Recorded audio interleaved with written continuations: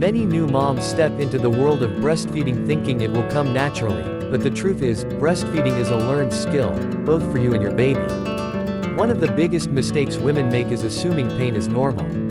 While some discomfort may be expected in the early days, sharp, persistent pain is often a sign that something's not quite right.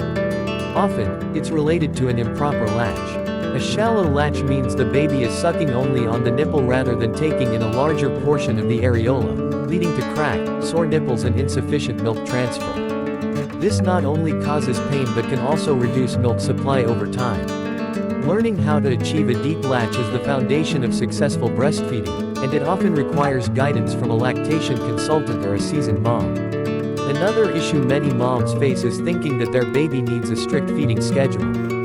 Unlike formula-fed babies who might thrive on a set routine, breastfed babies feed on demand. Breast milk is digested faster, and your baby may want to nurse more frequently, not because you don't have enough milk, but because that's what their body needs. Trying to stretch out feedings or limit time at the breast can result in a decreased milk supply, fussy baby, and a lot of unnecessary stress. Instead, watch for hunger cues like rooting, sucking on fists, or increased alertness. Responding promptly helps build a strong milk supply and deepens the bond between you and your baby. One of the lesser-known mistakes is ignoring your own nutrition and hydration. Breastfeeding burns around 500 extra calories per day, and your body needs nutrients to produce rich, nourishing milk. Too many moms skip meals or rely on quick, processed snacks, which can make them feel drained and sluggish. Drinking water consistently throughout the day and focusing on a whole food diet packed with protein, healthy fats, and leafy greens can do wonders not just for milk quality but for your overall energy. It's also important to remember that your mental health plays a vital role. Stress, anxiety, and sleep deprivation can interfere with letdown in milk production. Creating a calming environment for nursing, even if it's just a quiet corner with a cozy chair and a water bottle, can improve the experience for both mom and baby. When it comes to pumping, many moms struggle without ever knowing that they're using the wrong flange size. The flange is the part of the pump that fits over your nipple, and if it's too big or too small, it can cause pain, reduce milk output, and even damage breast tissue. It's shocking how many pumps come with standard sizes that don't fit most women.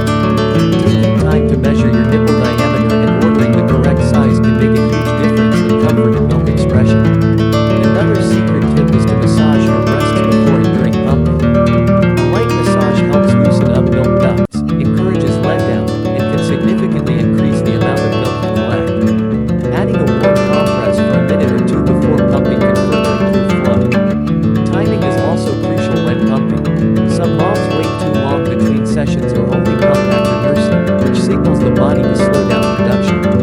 To build or maintain supply, especially if you're returning to work or exclusively pumping, it's important to mimic your baby's feeding patterns.